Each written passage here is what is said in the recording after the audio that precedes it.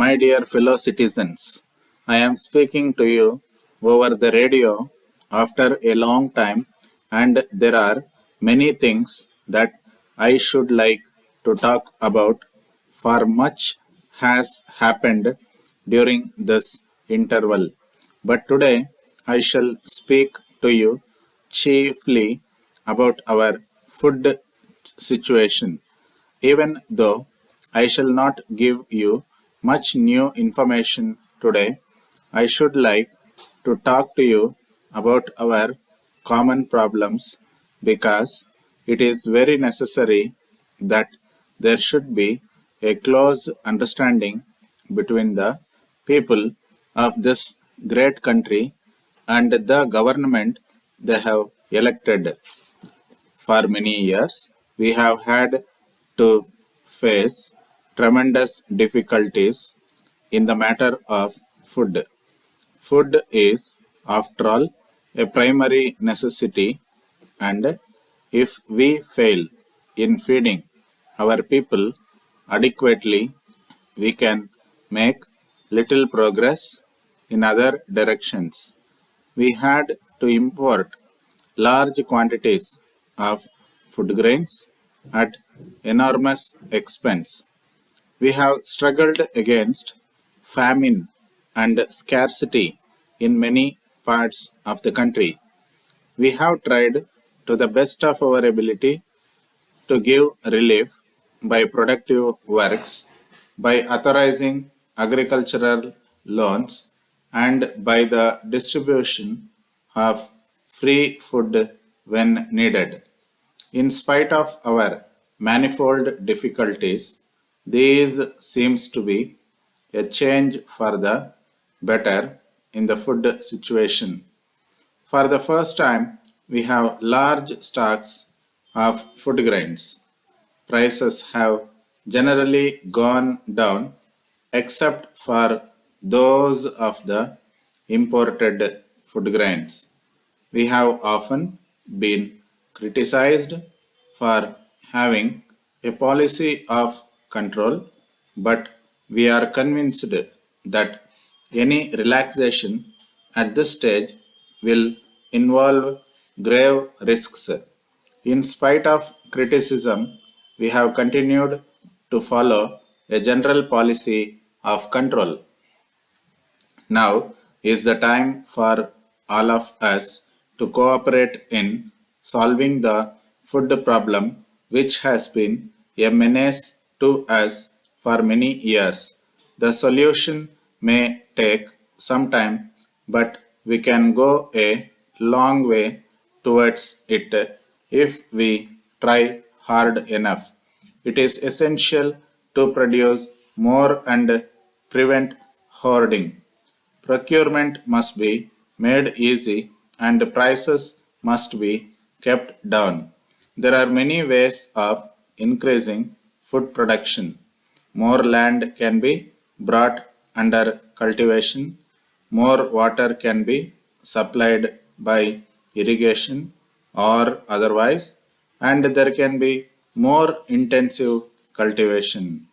State governments all over the total increase the yield even by a little, the total increase will be considerable. Our titled at present is very poor, and there is no reason why we should not increase it as other countries have done. Our farmers are hardworking, but sometimes they lack good seed or good manure that is necessary. The government will certainly help them, but ultimate success can only come through self help or through the cooperatives of farmers working together for their common good. I am sure you will realize that during the last few years, the food ministry has had to face very difficult problems. The government and the cabinet have, of course, shared to some extent in carrying the burdens of the food minister. I am not denying that we have made mistakes, but we have endeavored to profit by them. It must be considered that the food situation in the country, which was difficult for a long time, has now considerably eased, although other factors have contributed to the improvement.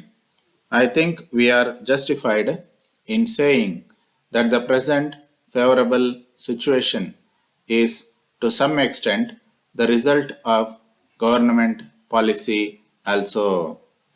We have to compare our problems with those of other countries. We have to look for the common factor and find out how far our problems are due to our own failings and how far to world conditions. There are 100 aspects to the problem which we have to consider. The Planning Commission, with which I have the honor of being associated, has come up in the course of its discussions against many basic difficulties.